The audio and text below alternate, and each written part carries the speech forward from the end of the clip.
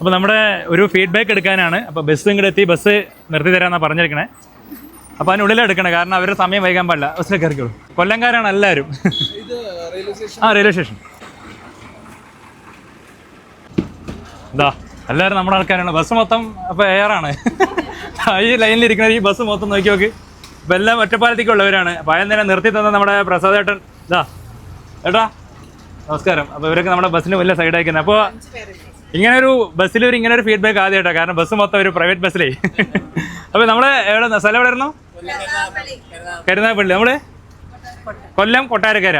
പിന്നെ നമ്മൾ കൊല്ലം തന്നെ, കണ്ണൂർ, അഴീക്കൽ, എല്ലാ സ്ഥലത്തും ഉണ്ട്. നമ്മളെവിടെ? കരുനാഗപ്പള്ളി തന്നെയാണ്. ഹലോ, എങ്ങനെയുണ്ടായിരുന്നു? സാധനങ്ങളെല്ലാം വിലക്കുറവുണ്ട്, എല്ലാ കാര്യങ്ങളും കിട്ടിയിട്ടുണ്ടായിരുന്നു. എങ്ങനെയുണ്ടായിരുന്നു? വിചാരിച്ചതൊക്കെ ഓക്കെയാണോ? പക്കയായിരുന്നു. കുഴപ്പമില്ല, ഉറപ്പായിട്ടും വരും അല്ലേ? എപ്പോഴാ വെഡിങ്? എപ്പോഴാ? മെയ് 1-നാണ്.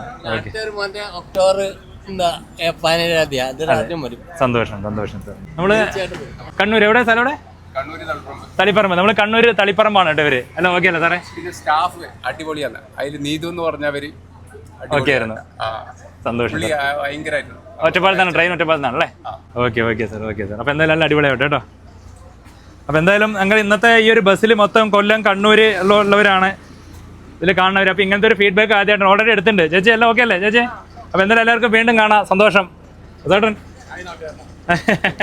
പ്രത്യേകിച്ച് ഇനി പരിചയപ്പെടുത്തേണ്ട ആവശ്യമില്ല. പ്രസാദേട്ടൻ നമ്മുടെ ഡ്രൈവറിന്. അപ്പോൾ കാണാം കേട്ടോ.